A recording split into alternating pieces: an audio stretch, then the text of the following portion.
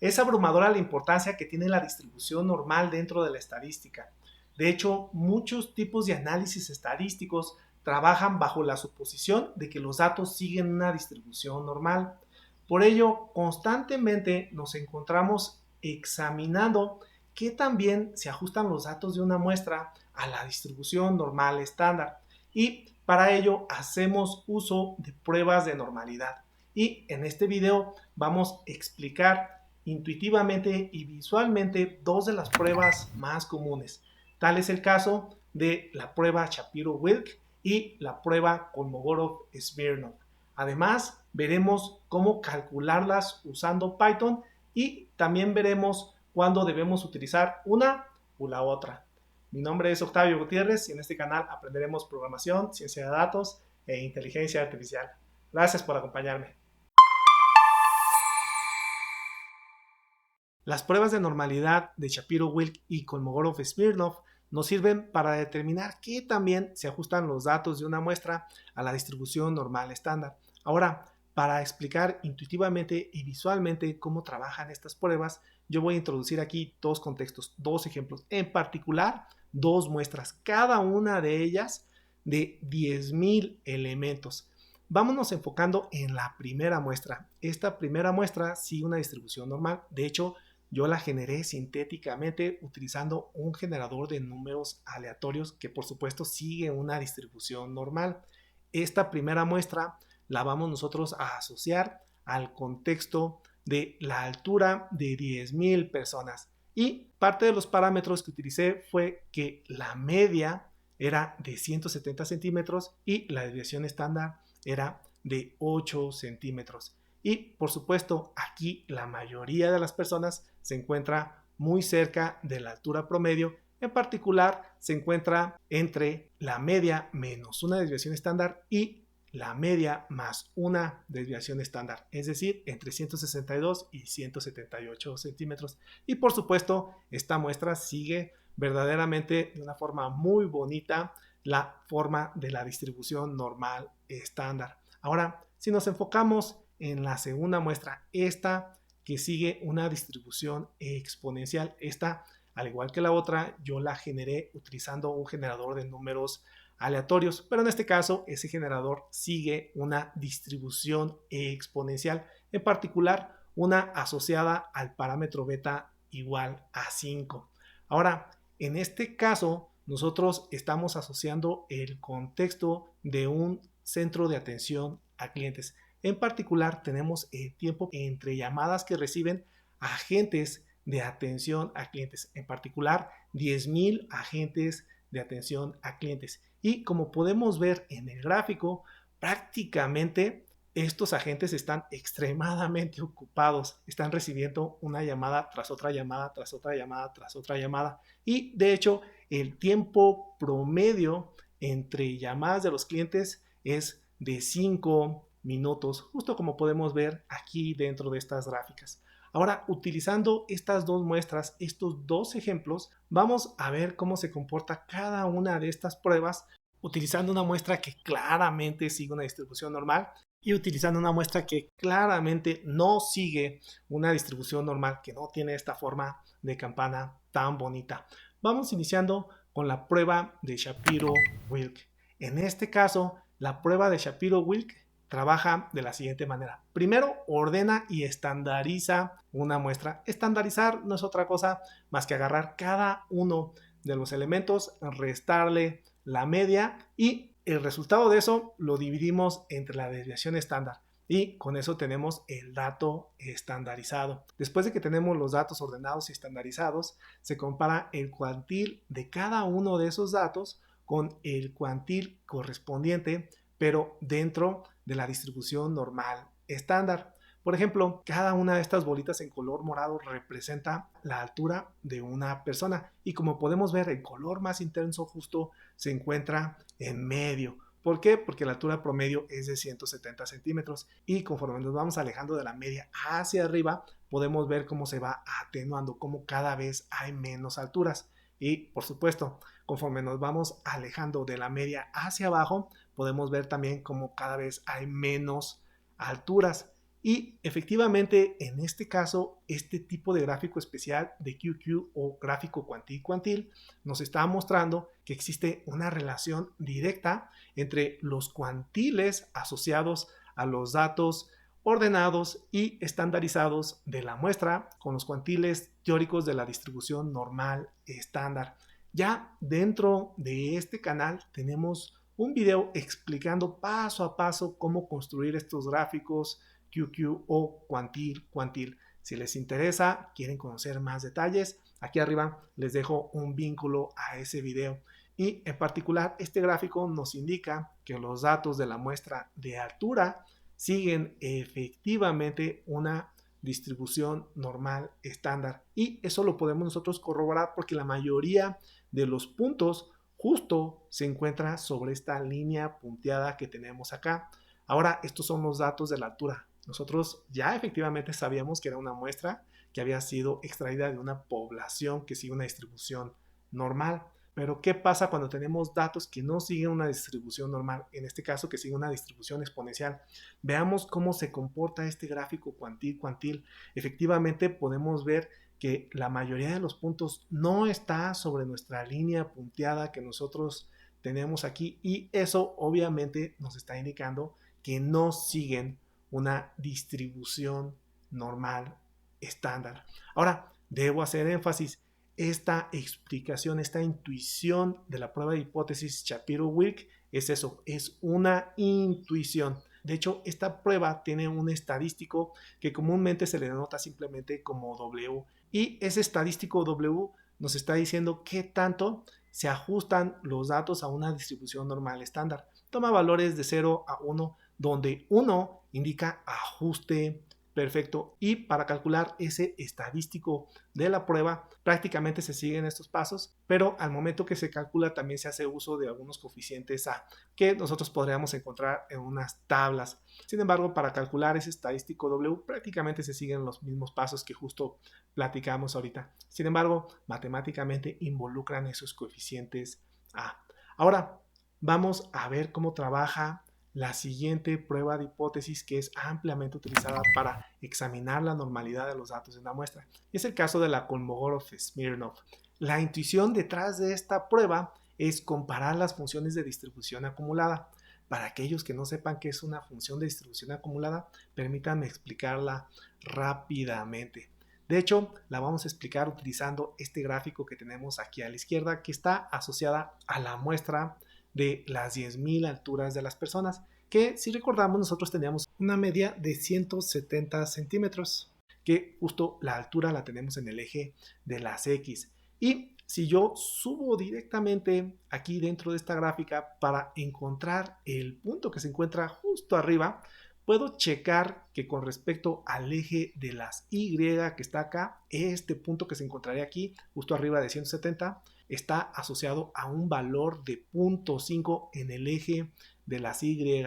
Y esto lo que nos está diciendo es que si yo seleccionara a una persona de esa muestra, yo tengo una probabilidad de 0.5 de seleccionar a alguien que tenga menos de 170 centímetros. Por eso se llama acumulada. Y de hecho, si yo me voy ahora a una altura de 2 metros y verifico cuál es el punto que se encuentra justo arriba que corresponde a este, estoy viendo que prácticamente el valor que tengo asociado en el eje de las Y es prácticamente 1. Y esto nos está diciendo que para esta muestra en particular tenemos prácticamente una probabilidad de 1 de seleccionar a una altura, a una persona que tiene una altura menor a 2 metros. Eso es justo lo que nos dice una función de distribución acumulada. Ahora, regresando a la explicación de la intuición detrás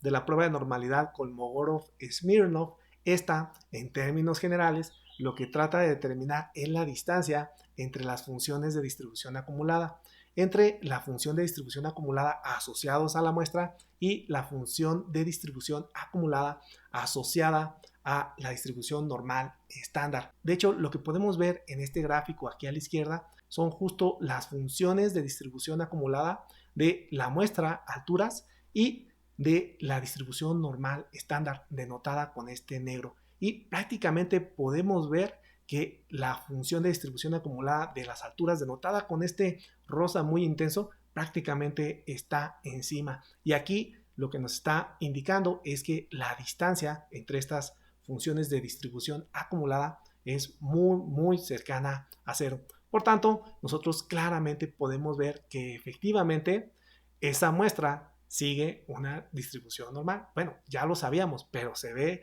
efectivamente dentro de este gráfico. Ahora, vámonos a la muestra donde teníamos la distribución exponencial. Como podemos ver nosotros, tenemos justo la función de distribución acumulada de la distribución normal, que está anotada con el negro, y podemos ver la función de distribución acumulada de los tiempos. Y efectivamente podemos ver que se desfasan, que existe una distancia relativamente considerable dentro de estas dos funciones de distribución acumulada. Así se vería cuando efectivamente tenemos algo que no sigue la distribución normal estándar. Ahora todavía vamos a ver mucho más detalle. Normalmente nosotros hacemos uso de software estadístico para ejecutar, para realizar estas pruebas de normalidad. En el caso de este video lo vamos a hacer utilizando Python. Además, todavía nos falta ver muchos más detalles. Por ejemplo, cuándo debemos de utilizar la prueba de Kolmogorov-Smirnov y cuándo debemos utilizar la prueba de Shapiro-Wilk. Vamos primero viendo más detalles, en particular asociados a la hipótesis nula de este tipo de pruebas y a cómo calcularla utilizando Python. Y para eso, vámonos a una libreta. Para calcular las pruebas de hipótesis lo vamos a hacer utilizando el módulo de stats de la librería SciPy. Y también vamos a hacer uso de NumPy justo para generar nuestras muestras aleatorias. Ahora, primero vamos explicando cómo generamos las muestras aleatorias y después vamos a entrar a los detalles de las pruebas de hipótesis. Y vamos enfocándonos exclusivamente en código relevante para el tema de este video.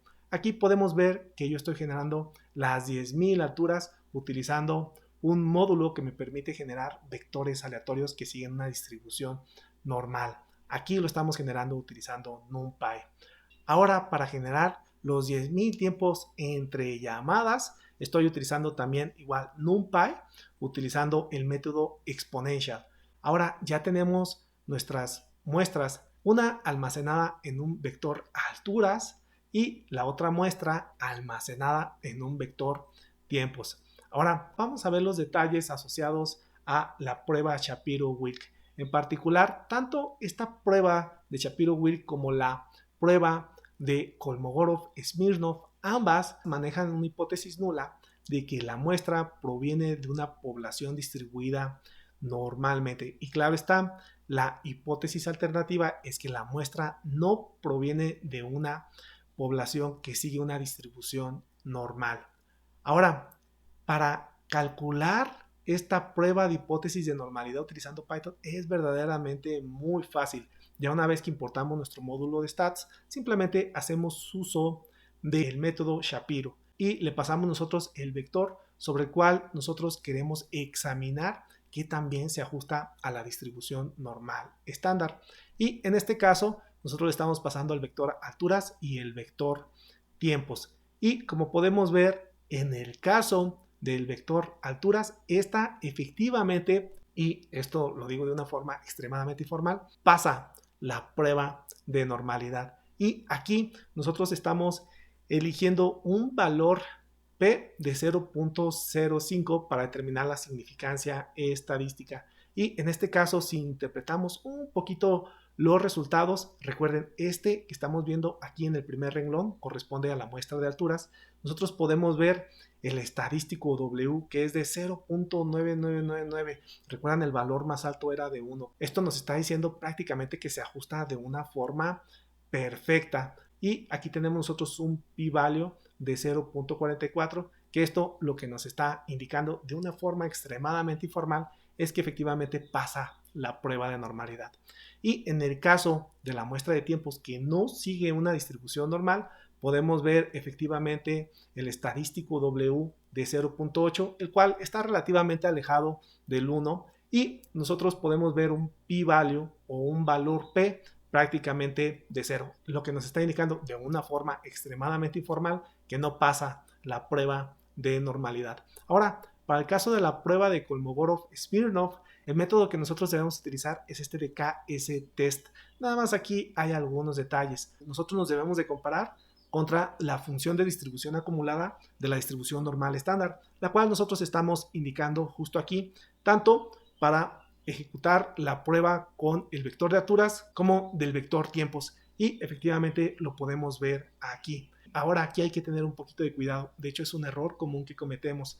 Los datos que nosotros debemos de pasar justo a este método deben de ser datos estandarizados, y recuerden, para estandarizar datos se hace de una forma muy sencilla. Se agarran los datos, se saca la media, se le resta a cada uno de esos datos y simplemente se divide entre la desviación estándar, y con eso nosotros ya podemos ejecutar ahora sí esta prueba de normalidad. Y justo tenemos valores que corresponden a los que habíamos visto anteriormente con la prueba de Shapiro-Wilk. Y acá igual el caso del vector alturas pasa la prueba de normalidad, al menos dicho de una forma extremadamente informal, y el vector tiempos no pasa la prueba de normalidad, igual, al menos dicho de una forma extremadamente informal. Ahora, acá tenemos el estadístico asociado a esa prueba, y recuerden que aquí teníamos un concepto de distancia entre las funciones de distribución acumulada. Este estadístico que nosotros tenemos aquí, para el caso de nuestra muestra de alturas, la que sí efectivamente sigue una distribución normal, es prácticamente 0. Y esto quiere decir, como ya lo vimos gráficamente, que prácticamente la distancia entre esas dos funciones de distribución acumulada están prácticamente pegadas. La distancia es prácticamente 0. Y podemos ver que en el caso de la muestra de tiempos podemos ver una distancia que se aleja relativamente de 0, de 0.16. Ahora, ¿cuándo debemos utilizar una prueba y cuándo debemos utilizar otra prueba? De hecho, les comento, este es un punto de discusión importante. Y aquí, para no añadir más ruido, vamos a utilizar referencias de personas muy relevantes, de personas expertas dentro de este dominio. Y vamos a utilizar referencias de artículos científicos de revistas verdaderamente prestigiosas.